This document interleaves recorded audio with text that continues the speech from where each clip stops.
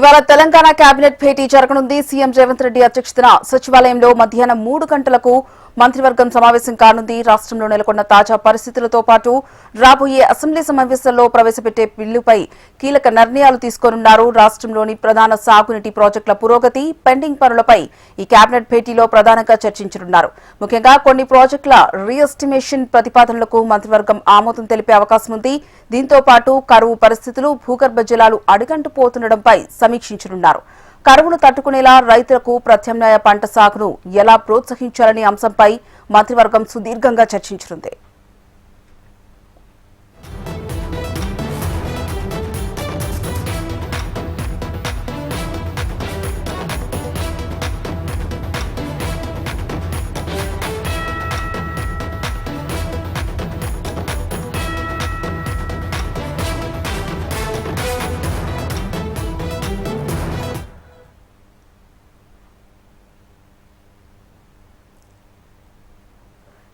Telangana cabinet భేటీకి సంబంధించి మరింత సమాచారం మా bureau chief Ashok phone line ద్వారా అందిస్తారు. అశోక్.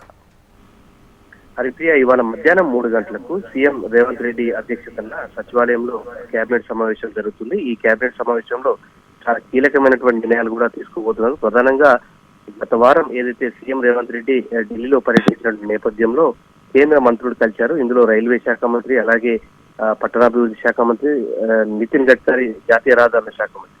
సో ఈ మంత్రులను కలిసిన నేపథ్యంలో దానికి సంబంధించిన విషయంలో ప్రధానంగా శంషాబాద్ ఎయిర్పోర్ట్ నుంచి బెంగళూరుకు వెళ్లేటువంటి హై స్పీడ్ రైలు మార్గం కావచ్చు, అలాగే చెన్నైకి వెళ్లేటువంటి హై స్పీడ్ రైలు మార్గం విషయంలో అలైన్మెంట్ చేంజ్ కి సంబంధించిన విషయంలో ఇవాళ కేబినెట్ కీలక నిర్ణయం తీసుకోబోతుంది. అయితే గతంలో అలైన్మెంట్ కి సంబంధించిన దాన్ని మార్పు చేర్పులు చేసి కొత్త రూట్లను ఎంపిక చేసిన ప్రధానంగా హైదరాబాద్ శంషాబాద్ నుంచి బెంగళూరు వెళ్లేటువంటి మార్గంలో వయా శ్రీశైలం మీదుగా అలైన్మెంట్ కు అవకాశం ఉంది. అలాగే చెన్నైకి వెళ్లేటువంటి హై స్పీడ్ రోడ్ రైల్వే మార్గానికి సంబంధించి అమరావతి నుంచి ప్లాన్ చేయడం జరిగింది.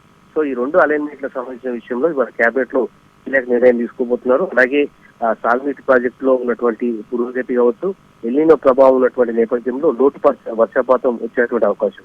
సో దీనికి సంబంధించి ప్రస్తుతం ఖరీఫ్ కావచ్చు, వచ్చే యాసంగి పంటకు సంబంధించి కూడా రైతులను ఎలా ప్రిపేర్ చేయాల్సిన అవసరం పైన కూడా స్థాయిలో అధికారులు అలర్ట్ చేసే విషయంలో కూడా ఇవాళ కీలక నిర్ణయం తీసుకుంటారు. దీంతో పాటు మూసీ నది పునరుజ్జీవనానికి సంబంధించిన విషయంలో ఇప్పటికే నిధుల కేటాయింపు గత కేబినెట్ లో చేశారు.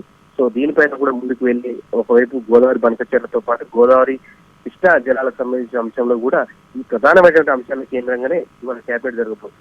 హరిప్రియ. Thank you Ashok.